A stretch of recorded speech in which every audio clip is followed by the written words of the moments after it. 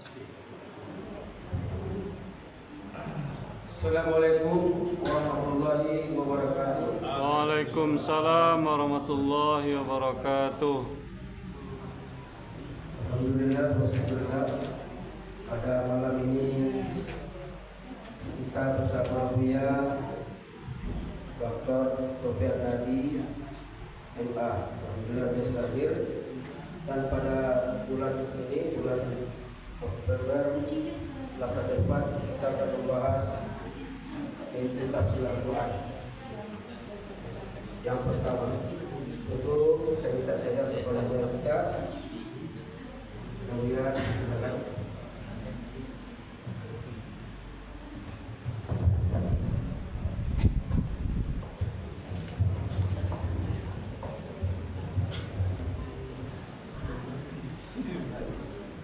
Assalamualaikum warahmatullahi wabarakatuh. Waalaikumsalam warahmatullahi wabarakatuh.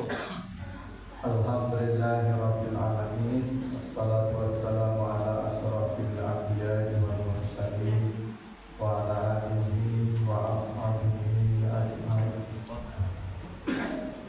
Bapak, Ibu, kaum muslimin, jamaah salat maghrib yang dimuliakan Allah.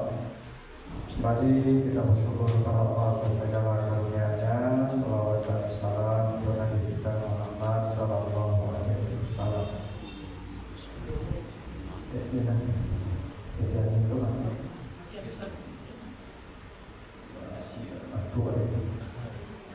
Nah, Bapak Ibu yang saya muliakan,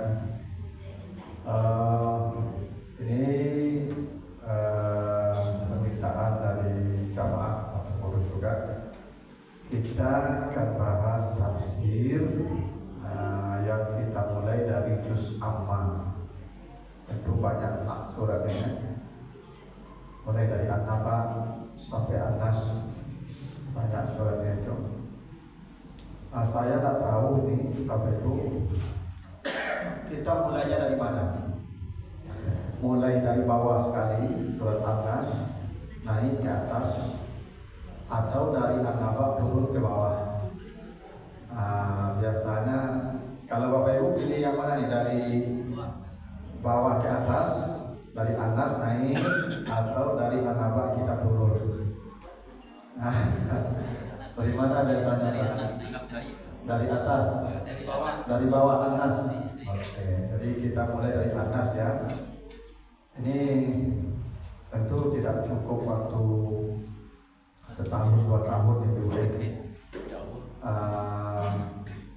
di Palimo, di komplek Palimo Indah itu ada kajian tafsir seperti ini.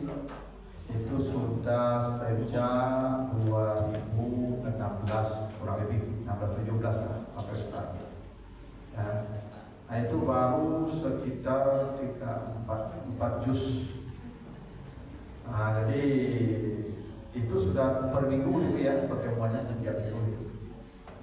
Nah, mudah-mudahan usia Bapak Ibu cukup.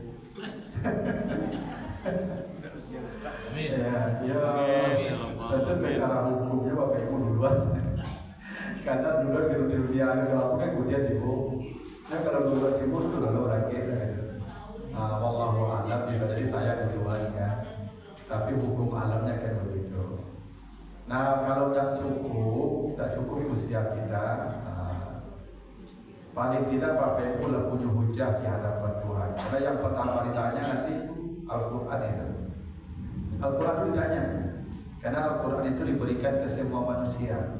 Maka di alam barzah saja Bapak Ibu ditanya, ma imamuka, kan? Apa yang kau ikuti? Yang diikuti itu apa? Kalau tidak pernah belajar Al-Quran, bagaimana macamnya Al-Quran? Belajar saja tidak pernah, mau mengikuti apa? Bapak Ibu mengikuti sesuatu kan karena tahu sesuatu itu. Makanya paling tidak ini jadi hujah bahwa saya sudah belajar Al-Quran, cuma usia dan cukup. Kalau pensiun belajar, ya, tapi tidak apa-apa. Di mana selesainya ya sudah berarti berakhir di situ. Kita mulai dari An-Nas ya, surat terakhir, surat 114. Baiklah, kita baca ayatnya. A'udzubillahi minasyaitonirrajim. Qul a'udzu birabbin nas, malikin nas, ilahin nas, min syarril waswasil khannas, allazi yuwaswisu fi sudurin nas, minal jinnati wan nas. Katakanlah, aku berlindung dengan Tuhan manusia, Raja manusia, Tuhan yang disembah manusia, dari kejahatan was-was setan yang bersembunyi, yang selalu mewas-was di dalam dada manusia, dari kalangan jin dan manusia. Artinya ya. Jadi surat An-Nas ini begitu. Nah, saya lihat jelaskan semua turunnya ya. Surat An-Nas ini turun sepaket dengan surat Al-Falaq. Nah, makanya nama surat ini satu. An-Nas dan Al-Falaq namanya satu. Apa nama suratnya? Al-Mu'awwizatain. Dua surat yang melindungi manusia. Jadi Al-Falaq dan An-Nas itu sepaket dong. Ya, suratnya disebut Mu'awwizatain. Dua surat yang melindungi manusia. Al-Falaq melindungi manusia dari keburukan yang menimpa fisik. Itu makanya nanti kita bahas nanti kejahatan malam fisik itu, kejahatan orang hasad fisik itu, kejahatan tukang sihir fisik. An-Nas melindungi manusia dari keburukan rohani, yaitu was-was setan di dalam dada. Itu rohani. Jadi manusia ini dua ini, ada jasmani dan rohani. Yang jasmani pelindungnya Al-Falaq, yang rohani pelindungnya An-Nas. Itu kenapa dua surat ini satu nama diturunkan sekaligus. Biasanya turun satu surat satu. Ini dua surat sekali turun. Ya, makanya disebut Mu'awwizatain, dan ini ayat atau surat paling dicintai oleh Allah. Al-Falaq dan An-Nas itu paling dicintai oleh Allah. Karena itu menunjukkan kelemahan hamba di hadapan Tuhan. Jadi ini kedua ayat turun, Al-Falaq dan An-Nas, turun setelah hijrah.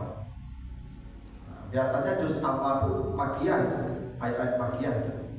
Tapi yang Al-Falaq dan An-Nas itu madaniyah, turunnya di Madinah setelah hijrah. Karena ketika Nabi hijrah ke Madinah, baik Nabi maupun orang-orang hijrah itu muhajirin itu disihir oleh orang-orang Yahudi. Disihir. Karena orang Yahudi jengkel setelah tahu Muhammad ini bukan orang Yahudi, ternyata orang Arab, keturunan Nabi Ismail. Benci mereka. Padahal mereka berharap Nabi yang terakhir itu dari mereka. Karena mereka bangsa para nabi. Dari sejak Nabi Ishak sampai Nabi Isa itu mereka, ya, mereka itu nabi-nabi.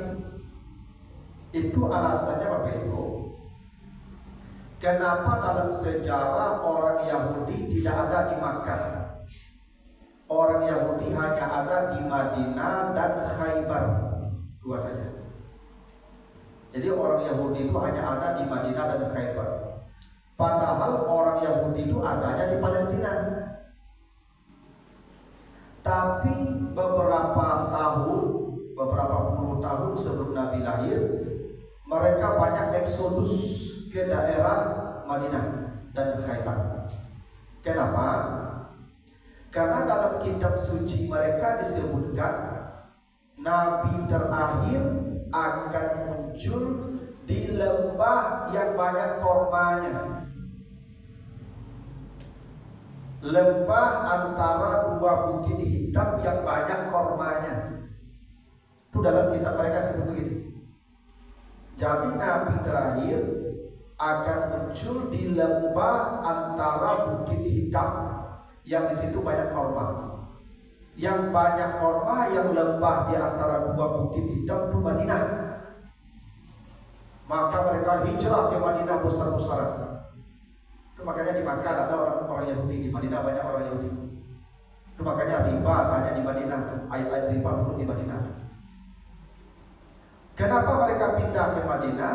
Mereka berharap Nabi yang terakhir itu mereka yang melahirkan. Mereka tahu betul Nabi Muhammad itu ciri-cirinya lengkap disebutkan dalam kitab suci mereka. Nah, Nabi ini memang muncul di Madinah, tapi tidak lahir di sana. Lahir di Makkah. Itu rahasia Allah. Kalau lahir di Madinah, Nabi Muhammad tahunya bukan orang Yahudi, dibunuh Nabi langsung. Itu makanya ketika Nabi Muhammad dibawa Abu Talib berdagang ke Syam umur 12 tahun, ya, ketemulah dengan pendeta Bukhairah. Di tengah jalan dicegat, sini, masuk. Kata pendeta. Karena pendeta lihat ini anak 12 tahun, pendeta. Masuk, dijamu. Segini kan jumlah kalian, kata Abu Talib, ya, karena Nabi suruh di luar jaga barang-barang dagangan. Mana anak kecil tadi? Ada di luar, suruh masuk. Kata pendeta tanya ke Abu Talib, ini anak siapa? Kata pendeta, ini anak saya. Kata Abu Talib, anak saya. Kata pendeta Bukhairah, engkau pasti bohong. Ya. Kenapa? Ini bukan anakmu. Ini pasti bukan anakmu. Itu pendeta kaget. Ini orang baru kenal kita, kok tahu ini bukan anak saya? Kata pendeta, betul, dia bukan anak saya, tapi anak saudara saya. Oh, ini bapaknya pasti sudah mati. Betul, bapaknya sudah mati. Ini ibunya pasti sudah mati. Betul, ibunya sudah mati. Kata pendeta, balik. Bawa dia balik ke Makkah. Jangan bawa lagi kemana-mana di luar kota Makkah. Kenapa? Kalau orang Yahudi melihat dia akan dibunuh. Kata pendeta Bukhairah. Kenapa? Karena semua orang ahli kitab tahu ini Nabi, walaupun baru lahir. Kalau Nabi Muhammad itu baru lahir, dilihat sama orang Yahudi, tahu mereka ini Nabi yang kita tunggu. Makanya rahasianya Nabi lahir di Makkah, orang Yahudi tidak ada di sana. Dibawa oleh Halimah ke kampungnya di luar kota Makkah pula. Nah, baru hijrahnya ke Madinah. Nah, ketika Nabi hijrah ke Madinah, mereka kecewa betul tuh orang Yahudi. Ternyata yang mereka tunggu ini orangnya. 100% ini orangnya. Jadi orang Yahudi itu bukan tak tahu Nabi Muhammad itu Nabi, tahu 100%. Kenapa mereka tidak beriman? Karena tidak dari mereka.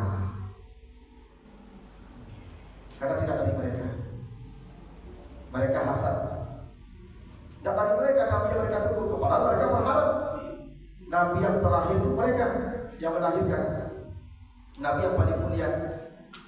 Nah, ketika Nabi hijrah ke Madinah, mereka jengkel dengan Nabi. Maka dikerahkanlah tukang-tukang sihir mereka untuk menyihir Nabi. Dan orang-orang yang hijrah ke Madinah pun disihir. Makanya dalam sejarah itu perempuan-perempuan yang hijrah ke Madinah itu kena sihir. Setahun tidak ada yang hamil satupun. Wanita pertama yang hamil setelah hijrah itu namanya Asma binti Abi Bakar. Istrinya ya Zubair bin Awwam. Nanti lahirlah anak namanya Abdullah bin Zubair. Itu setahun setelah hijrah baru ada yang hamil karena disihir sama orang-orang Yahudi itu yang ahli sihir. Karena orang di banyak tukang sihir, ilmu sihir yang mereka terima sejak dari Mesir dulu. Ya. Nabi Muhammad disihir pula. Hingga Nabi Muhammad kadang-kadang melihat sesuatu yang aneh-aneh. Seperti Nabi Musa kena sihir melihat tali seperti ular, padahal tali. Nabi Musa kan kena sihir. Buktinya apa? Musa takut lihat ular, padahal tidak ular, tali. Tapi di mata Musa tampak sebagai ular karena Musa kena sihir. Ya, Musa kena sihir tuh. Padahal ular apa itu? Tali saja, itu tali. Cuma mata Nabi Musa melihat ular, maka Musa takut. Maka suruh lempar tongkat. Nah, Nabi Muhammad pun kali sihir, kadang melihat sesuatu yang aneh-aneh Nabi. Maka turunlah Jibril membawa 2 surat ini untuk meruqyah Nabi. Maka ayat ini disebut ayat ruqyah. Ini ruqyah nih, karena ini melindungi dari tukang sihir nafasati fil uqad. Karena sihir itu ada, nanti kita bahas soal falak. Dan Nabi kan sihir. Maka turunlah ayat ini, 2 ayat ini untuk meruqyah Nabi. Makanya dalam hadis Aisyah disebutkan, setiap Nabi hendak tidur, selalu Nabi mengatupkan 2 telapak tangannya, lalu meniup. Lalu Nabi membaca Qul huwallahu ahad, Qul a'udzu birabbil falaq, Qul a'udzu birabbin nas. Lalu Nabi usapkan ke seluruh badannya, mulai dari kepala sampai ke seluruh anggota tubuh yang bisa dijangkau. Itu ruqyah mandiri namanya, setiap malam. Ibu kalau begitu, insya Allah gangguan tukang sihir, gangguan orang hasad, gangguan jin dan setan tidak akan mempan karena sudah ada bentengnya. Nah, itu alasannya surat ini disebut mu'awwizatain, 2 surat yang melindungi manusia. Nah, itu soal nama ya. Nah, kita mulai surat An-Nas tadi. Katakanlah aku berlindung dengan Tuhan manusia, Rabb. Jadi begini, ini bisa tapakul ini. Ayat ini kalau dibuang kulnya boleh. Langsung saja a'udzu birabbin nas. Ibu kalau baca perlindungan dari setan apa? A'udzu billahi minasyaitonir rajim. Enggak pakai kul kan? Nah, jadi bisa pakai kul, bisa enggak pakai kul. Tapi di ayat ini Allah perintah kul. Apa itu kul? Ucapkan, katakan. Jadi ibu kalau minta perlindungan kepada Allah, tak boleh dengan hati saja, harus berbunyi. Kalau minta perlindungan kepada Allah, bunyikan permintaanmu. Maka katakan, kalau dikatakan itu bunyi. Itu perlindungan, begitu sifatnya. Bukti kita ini butuh tolong, mengejek. Ibu kami minta tolong kamu. Tonton saya mata Tuhan tahu siapa dewa, tapi ucapkan. Itu tanda kita butuh untuk mengecek. Nah, itu kan. Nah, di sini kita minta perlindungan kepada Allah tiga sifat Allah. Rabbun nas, Malikin nas, Ilahin nas. Tuhan manusia. Rabb itu artinya Tuhan yang mengatur. Ini Ibu. Tidak ada satupun di alam ini ya, kecuali dia mengikuti aturan Allah. Hingga jin, setan, malaikat dia mengikuti aturan Allah. Tidak ada yang di luar aturan. Semuanya Allah yang mengatur. Turab namanya itu. Itu makanya tauhid itu namanya tauhid rububiyah. Kita bertauhid mengesahkan Allah. Allah satu-satunya yang mengatur. Ya. Coba nanti Bapak baca di surat Al-An'am 60 ya.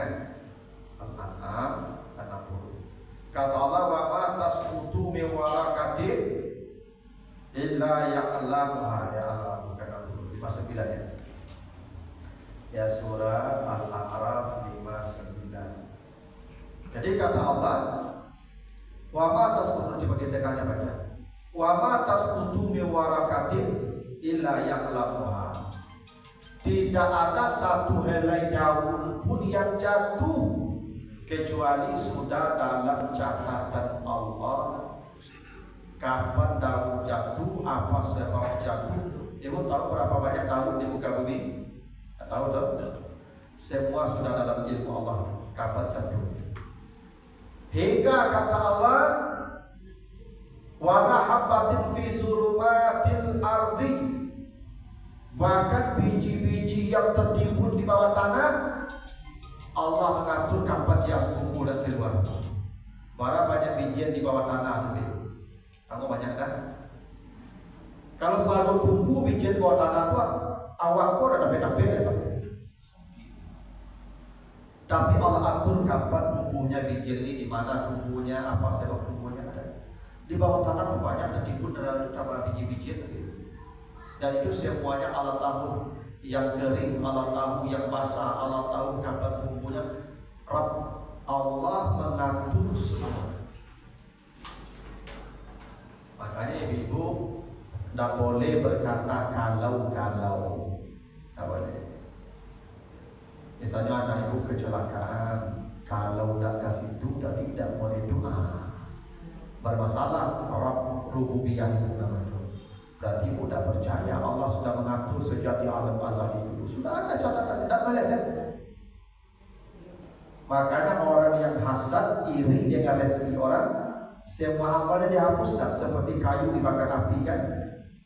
Kenapa orang hasad tidak percaya Allah mengatur rezeki? Coba nanti Bapak baca surat Az-Zukhruf ayat yang ke-32.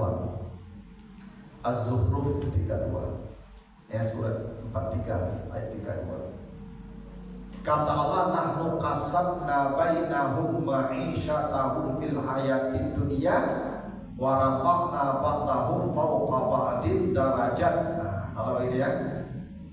Kami yang membagi-bagi rezeki dan kami lebihkan satu dari yang lain. Jadi ibu kaya itu bukan karena pandainya mencari uang, bukan karena tingginya pendidikan, bukan karena banyaknya ibadah. Kaya itu karena Allah yang membaginya besar untuk dia, ibarat kue potongnya besar. Kaya dia. Bukan karena pandainya dia, pendidikannya tinggi, tidak ada urusan, tidak ada hubungan. Oh taat dia beribadah karena itu dia kaya, tidak ada hubungan. Banyak orang ahli maksiat kaya juga. Soal dunia, soal rezeki, Allah yang membagi sesuai kehendaknya. Dan Allah lebihkan, Allah tinggikan sebahagian dari yang lain. Kalau begitu, orang kalau tauhid rububiyahnya pas, Rabbun Nas, selesai, tidak ada lagi dengki, tidak ada sedih, tidak ada takut, tidak ada. Itu orang yang beriman begitu. Itu orang beriman itu kata Nabi, ajaban li amril mu'min, sangat mengagumkan hidup orang beriman. Ketika dapat nikmat, syakara, bersyukur. Bila dapat musibah, sabar, bersabar, dua-duanya sabar. Begitulah orang beriman. Yang terjadi, kalau Allah sudah terjadi, Allah sudah menetapkan, selesai. Tak ada lagi masalah, habis. Ini masalah, ibu sudah terima keputusan Allah, masalah. Mati suami ibu, matilah. Selesai, kalau Allah dia mati. Dulu ibu sudah punya suami kan? Itu dipinjam kesempatan ibu. Dia mati, selesai. Tak boleh ibu bersedih. Mati anaknya sudah, dulu kita tidak punya anak, dititip sebentar bergembira kita. Mati, ya sudah, kalau Allah sudah selesai. Dan itu orang kalau tauhid rububiyahnya pas. Diciduk orang binti ibu Arab ibu. Diciduk itu memang harus punya ibu ibu. Cuma ibu dapat pahala dengan diciduknya itu. Kalau tidak diciduk, kalau bisa tak binti itu Allah kirim segitu langsung tanpa ke tangan ibu. Bisa. Tapi Allah kirim ke tangan ibu dulu, lalu diambil orang itu supaya ibu dapat pahala. Soalnya punya orang pun ibu. Jadi ibu sedih, tidak hilang itu. Allah menitipkan ibu supaya ibu dapat pahala yang tu punya ibu sebenarnya itu. Orang beriman hidup aman ibu. Aman itu. Kalau tauhid rububiyahnya benar, Makanya aneh ya, orang baca Qul a'udzu birabbil nas tapi kok gelisah, hidupnya kok takut dan cemas. Mana keyakinan Rabb itu, rububiyah Allah yang mengatur, mana? Tidak ada yang perlu dicemaskan hidup ibu, tidak ada. Ibu lahir punya tidak ada punya kekuatan bawa sesuatu, tapi hidup di dunia ini kok bisa tenang begini nyaman. Allah yang mengatur itu. Ditanamkan cinta orang ke ibu supaya ibu bisa dirawatnya. Sudah diatur semua. Ibu jodoh ibu ini sudah Allah yang mengatur. Jadi ibu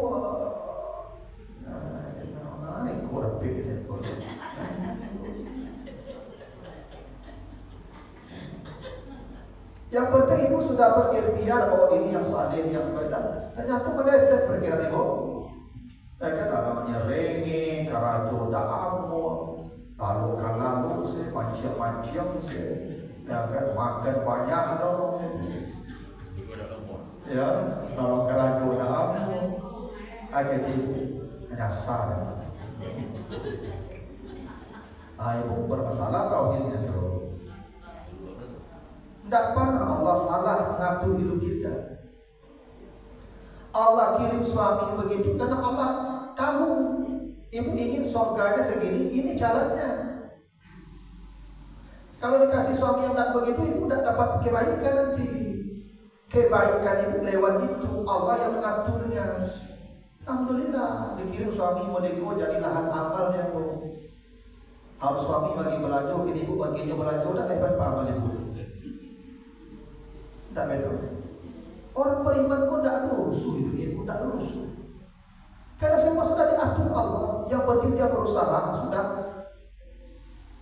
Rezeki juga begitu, tidak ada yang mengatur rezeki kecuali hanya Allah.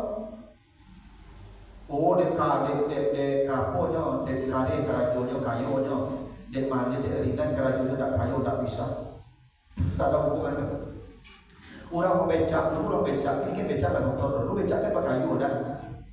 Barang balik kerajo becak seharian ibu di pasar raya tu. Kadang 2.000 dah pilih. Ada kerajo tu tapi kena ada pilih. Tapi kerajo kali itu di Bali seluruh itu. Yang rasaki sebanyak yang catatkan Allah yang tak kau tambahin. Ada orang mana ada kerajo kali dia buka kamera saya cuma dekor. Tu cuma dia saya hai guys saja pak. Miliaran tak ada. Tidak kare-kare yang bertukar sakit itu. Catatannya yang Allah tanya besok tidak jumlah di akhirat, tapi cara dapat, cara pakai hanya itu. Hisab harta bukan jumlah berapa, tapi bagaimana cara kau dapatkan, bagaimana cara kau gunakan. Jumlah Allah yang bagikan. Itu namanya Rabb rububiyah. Allah sebagai pengatur satu-satunya. Ini ibu, kau yang duduk ini lalu catatannya di Roh Mahfuz dulu ibu sebelum kita diciptakan bahwa hari Selasa tanggal segitu jam segitu yang duduk di Musala Thayyibah hanya ini, yang tak dicatat pulang. Percaya lebih bukan? Maka pulang Ustaz namanya tak tercatat di situ. Semuanya baik. Nggak tahu ada pengajian tapi namanya tak tercatat ke pulang. Lah sudah ibu. Lah sudah. Jadi ibu khawatir lah. Ya cuma kita berusaha ya menjalani sunatullah. Bekerja itu jalan dapat rezeki, bukan menentukan jumlah rezeki. Bukan. Rezeki kita sudah ada. Ini ibu. Iko tadi sakadus juga. Ya kan? Mungkin tadi kode kemas mungkin ratusan ribu. Pertanyaannya, mana kau ikut di kode apa? Dan nama aku ada di situ. Kalau tak nama aku ada tipunya. Dan Nabi Isa tahu. Ya. Coba nanti Bapak baca di surat Ali Imran-nya. Al-Maidah Ali Imran. Ali Imran ayat yang ke-49. Ali Imran 49. Jadi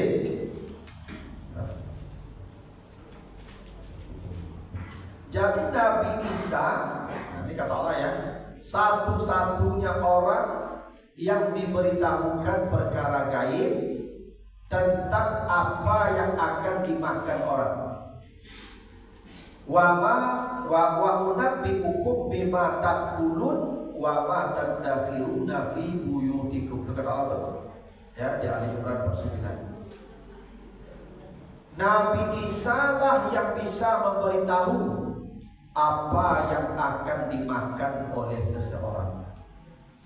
Berarti kalau dia bisa memberitahu apa yang akan dimakan orang, berarti setiap makanan punya catatan.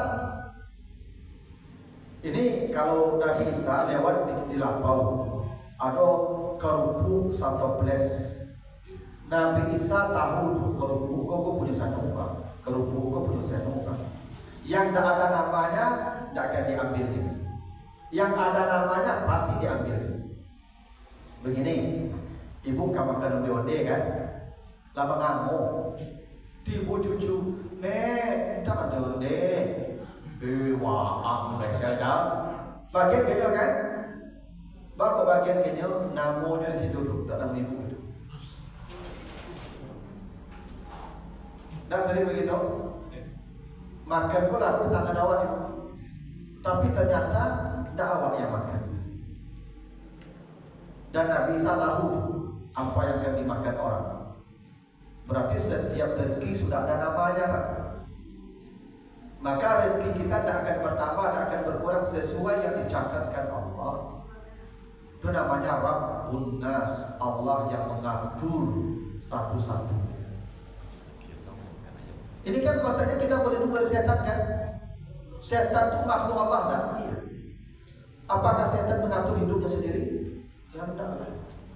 Pasti ada yang mengatur setan, Allah. Makanya kalau kita tidak mampu begini, kita tidak mampu melawan setan, tidak akan mampu. Supaya kita bisa berhadapan dengan setan dengan cara mudah. Nah, temu yang mengatur setan dia. Allah, ada Arabnya. Nah, makanya itu tauhid rububiyah. Lalu kita berlindung ya Allah sebagai Malik, raja manusia. Raja itu pemilik artinya. Nah, kita ini kan milik, makanya innalillah, semua kita milik Allah. Ya kita memang milik Allah. Apalagi karena Allah Malik itu pemilik artinya, raja. Tidak ada yang kita miliki. Anak bukan milik kita, suami bukan milik kita, istri bukan. Tidak ada milik kita.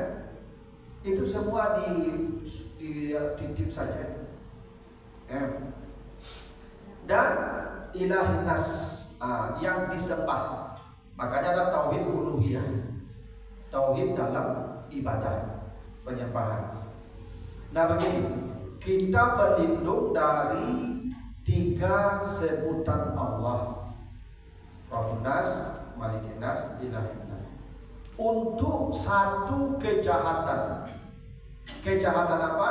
Min syarril waswasil khannas, dari kejahatan setan. Setan ya. Khannas itu bukan setan. Khannas itu artinya yang bersembunyi. Itu arti khannas. Khannas itu arti harfiahnya bersembunyi. Setan disebut khannas karena setan itu akan bersembunyi ketika manusia berzikir. Nah, coba nanti baca surat Az-Zukhruf 36. Ya, surat Az-Zukhruf ayat 36. Ya. Az-Zukhruf 43 36. Surat 43 ayat 36.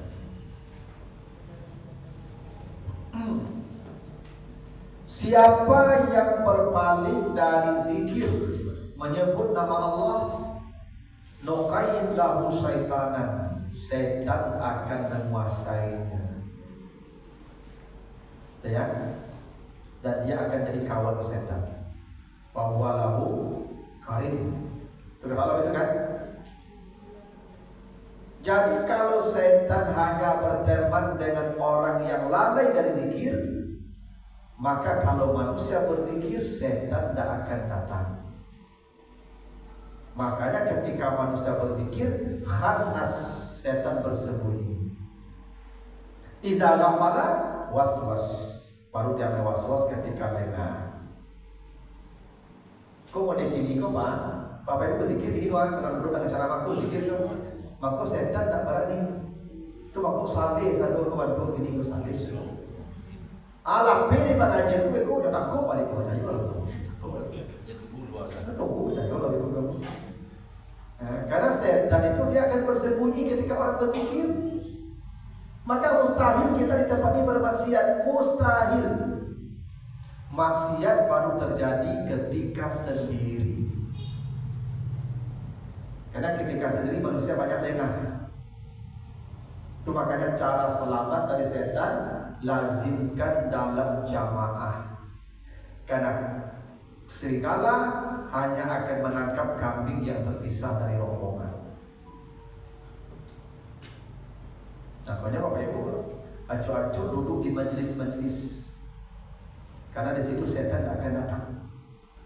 Karena setan sifatnya kalau ada di situ majelis zikir, khannas, dia akan bersembunyi dulu. Itu namanya khannas.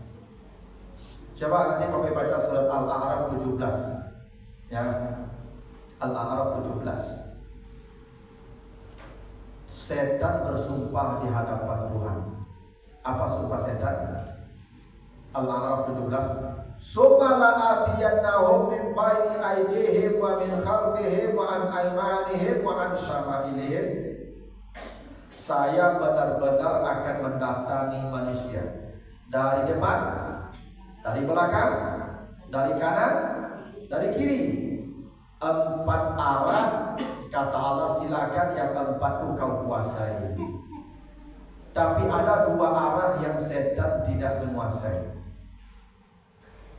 Ada 2 arah yang setan tak sebut. Atas, bawah.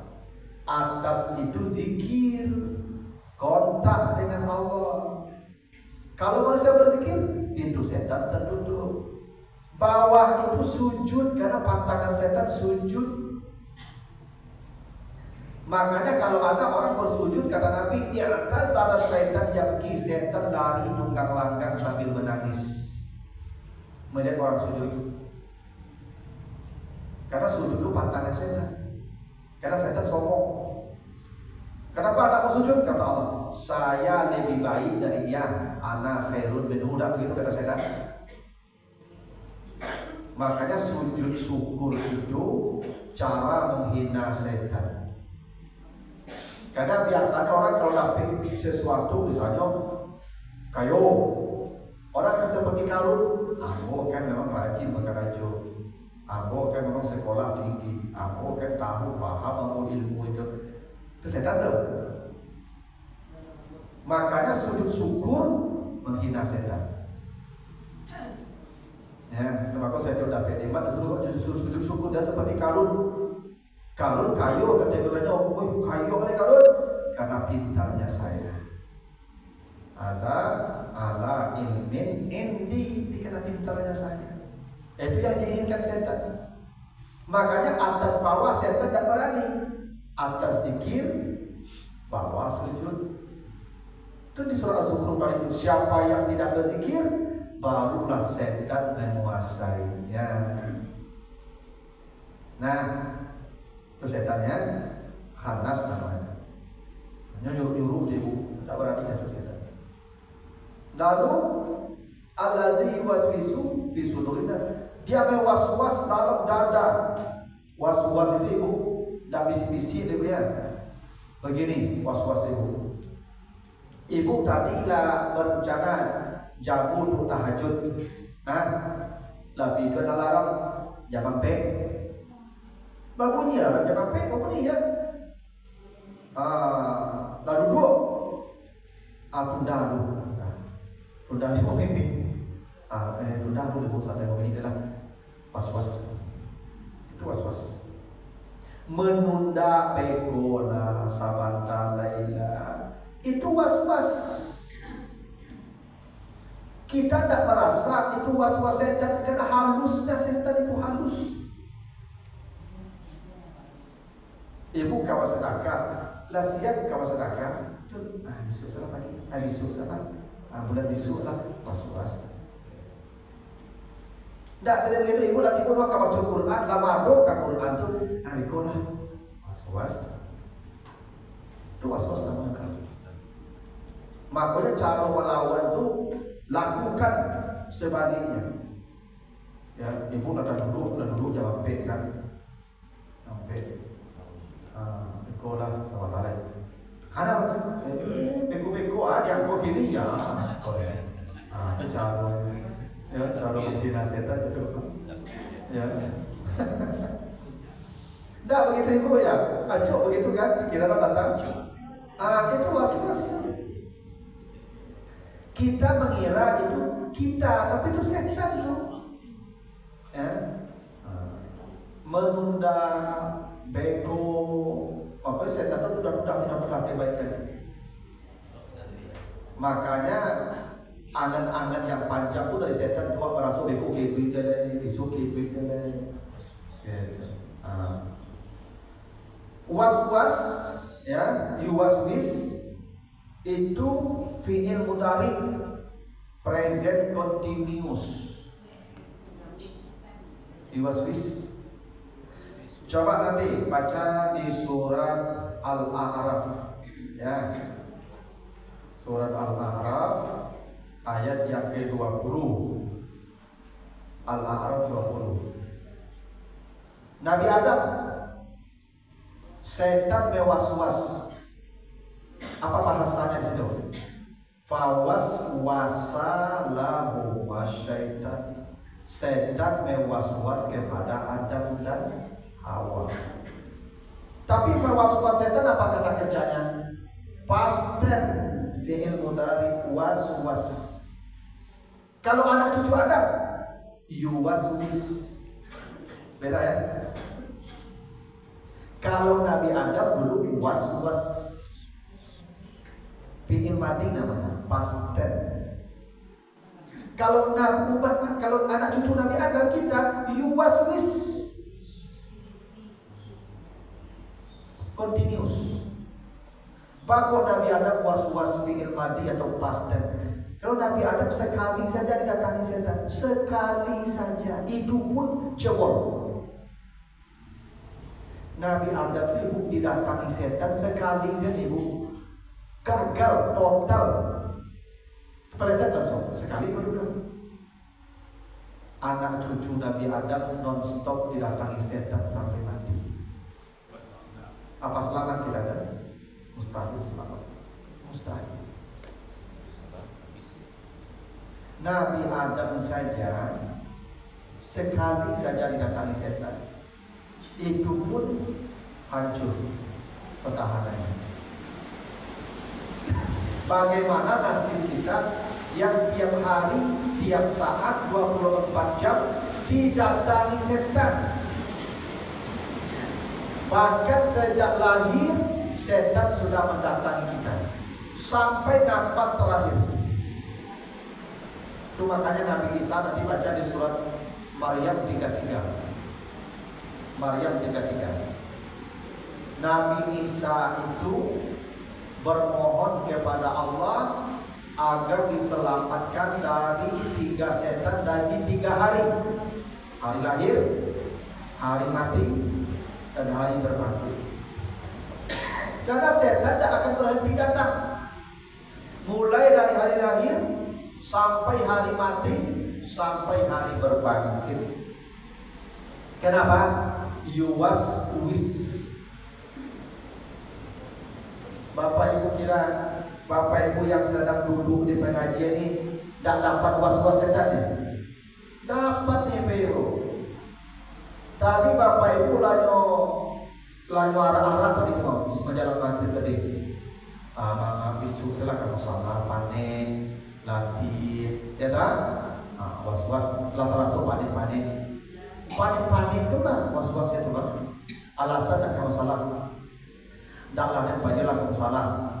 lama nangcet kan, dia tak berhenti itu. Dapat. Beko sudah sholat langsung saya pulang. Pokoknya langsung pulang juga kerajo banyak lah ibu buat tapi gitu. Oh enggak loh. Kamu kalau sudah sembahyang pun agak ceramah lah. Mana Pak kan? Kok tak berhenti juga ibu? Tak ada, agak ceramah. Beko sudah sembahyang dengan ceramah, ngedo ke tembok, ngedo ke tongkang situ doang. Beko lah lama ceramah mulai lah balik masuk kan. Tapi tahu? Itu was-was itu tak berhenti. Itu makanya you was-wish. Gagal plan A, masuk plan B. Gagal plan B, atau plan C. Tak akan berhenti. Tapi kalau makin bersangka itu makin mendalam gitu. Ya kecilnya situ kerja setan tadi. Risiko lancar komanya. Supaya tangan bisa santai-santai kita ikut. Bisa agak apa itu? Balik betul itu menyadar. Lalu arbet dia. Maka kena terasa balik pada dengan pengajian itu was-was tu. Alhamdulillah. Apa cukup? Ada pindah dulu. Inyo tu. Asal balik ambil bukti inyo. Karena kata Nabi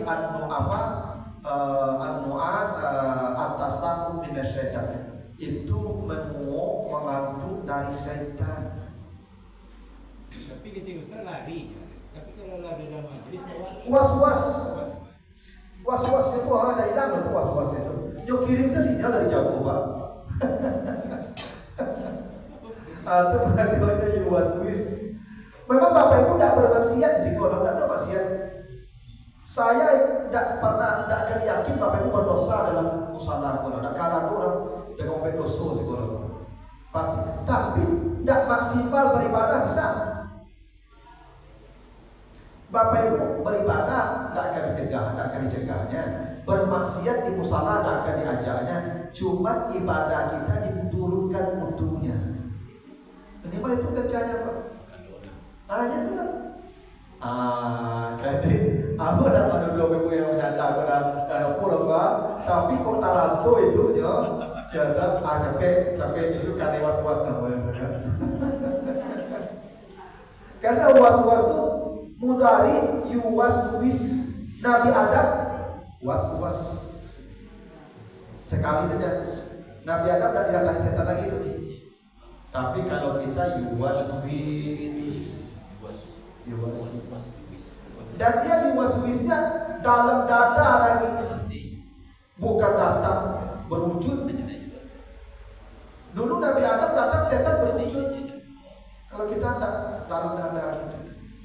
Nah, makanya hanya Allah yang bisa menyelamatkan kita dari setan. Hanya Allah. Bayangkan ibunya mendatangi awak tak nampak, nyo masuk ke dalam awak, bisikannya tak sadar kita. Siapa yang bisa selamat itu? Kalau tak hanya kalau tak Allah yang melindungi kita. Itu makanya kul a'udzu birabbin nas, malikin nas, ilahin nas, min syarri. Kita berlindung kepada Allah.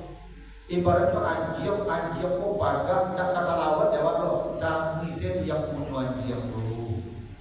Pak anjing apa pagar, kalau nggak kabe, kamu tak boleh. Kabe, aman Pak. Setan begitu, ada setan yang dibelenggu. Siapa yang bisa membelenggu setan? Pemiliknya. Pemiliknya siapa? Malik tadi, Malik kita.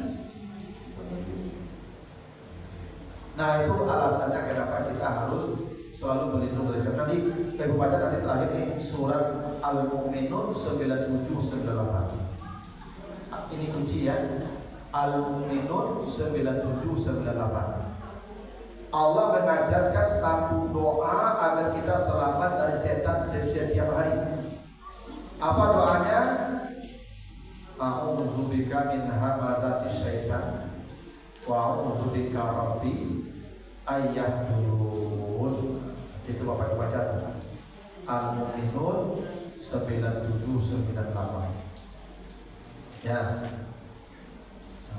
Rabbi a'udzubika min hamazatis syayatin wa a'udzubika rabbi ayyahdurun. Ini tolong Bapak Ibu baca ya. Ini doa yang Allah ajarkan agar kita selamat dari gangguan setan. Allah ajarkan doa. Ya, 2 ayat itu. Rabbi a'udzubika min hamazatis syayatin wa a'udzubika rabbi ayyahdurun. Nah, itu lalu dulu ya surat An-Nas. Ada Ustaz. Silakan.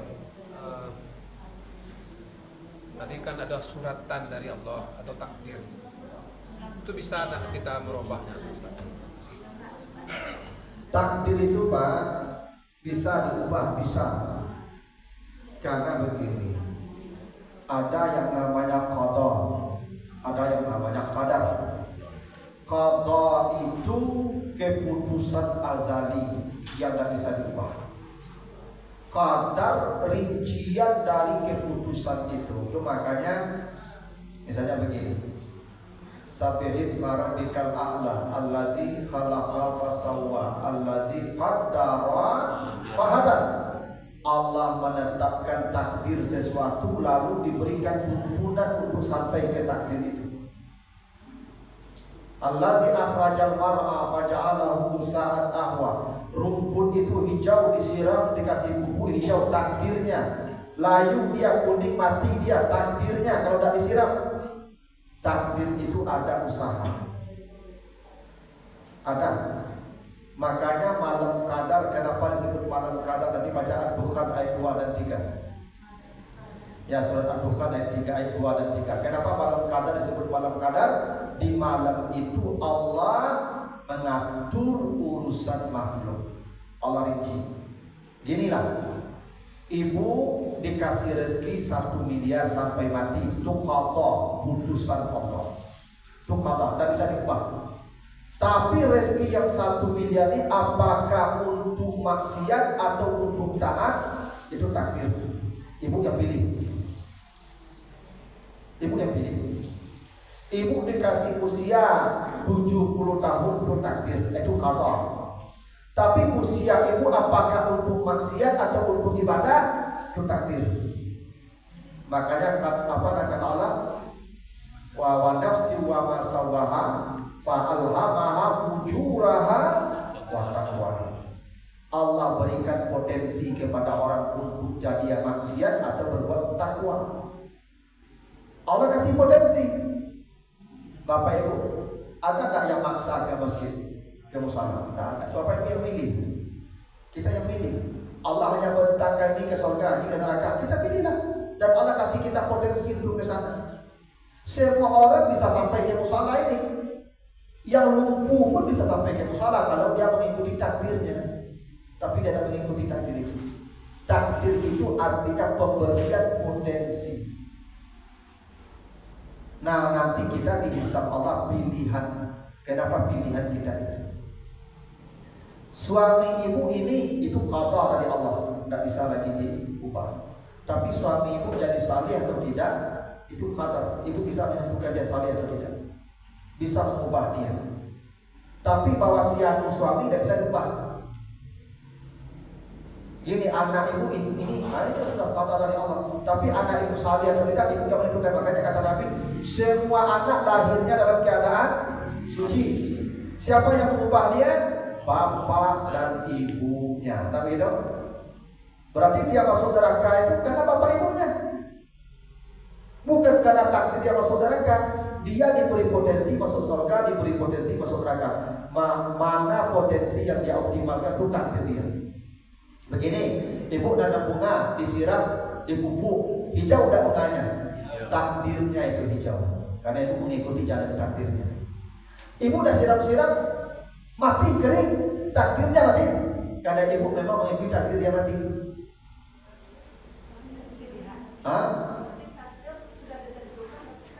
Qada.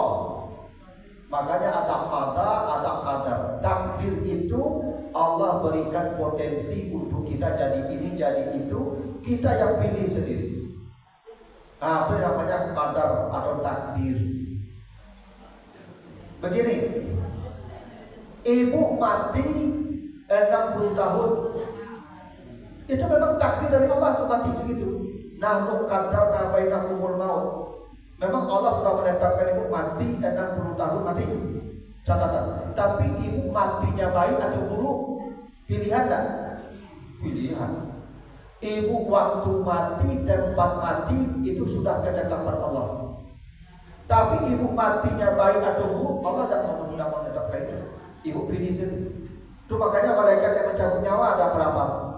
2. Wan nazi'ati gharqan, wan nasitati nasqa.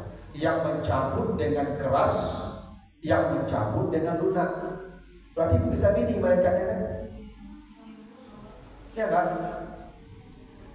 Kan malaikatnya ada satu, yang mencabut dengan keras dan mencabut dengan lunak. Berarti malaikat yang mencabut nyawa itu pilihan. Bahwa kita mati hari itu di sana sebab itu sudah ketetapan. Tapi cara kita mati kita bisa pilih, kita bisa tentukan. Itu disebut dengan takdir tadi. Kita menjemput takdir kita karena pilihan. Yang qadha itu yang keputusan azali namanya. Cuma kadang-kadang orang menyebutnya dengan takdir semua. Surat takdirnya begitu. Ada yang namanya qadha. Qadha itu putusan azali. Nah, rinciannya ada pada takdir. Kadar baik, kadar buruk itu. Iya, itu. Kadar buruk. Jadi kalau dia buruk, memang dia menempuh jalan itu. Kalau dia baik, dia menempuh jalan itu. Dan dia diberi potensi untuk sampai ke buruk, sampai ke baik. Itu pilihan. Nah, makanya yang paling baik Bapak Ibu, ya, yang penting kita maksimalkan saja kemampuan kita untuk menempuh jalan-jalan yang baik. Karena begini, nyok ibarat pohon itu, pohon itu kalau dari ketik condong ke barat, dia akan roboh ke barat. Jarang-jarang pohon itu condong ke barat, robohnya ke timur. Ya dah. Kalaupun dia ada yang roboh ke timur, itu kasus mananya, Pak. Jadi Ibu, kalau dari awal lah saleh, yang kebaikan yang selalu dilakukan, dia akan jatuh mati di sana. Makanya Bapak Ibu biasakan saja dalam kebaikan, mudah-mudahan akhir kita takdirnya kebaikan. Ya. Kalau dipikir tuh, itu bisa jadi pun mengaku sudah percaya Tuhan itu. Ya, orang kalau terlalu panjang bicara tentang hal-hal yang gaib begitu, akhirnya dia tidak percaya lagi tentang Tuhan, sampai ateis. Nah, begitu tentang surah An-Nas itu ya. Nanti kita lanjutkan di surah Al-Falaq. Kita ada maknanya. Subhanakallahumma wa bihamdika, asyhadu an la ilaha illa anta, astaghfiruka wa atubu ilaik. Assalamualaikum warahmatullahi wabarakatuh. Waalaikumsalam warahmatullahi wabarakatuh.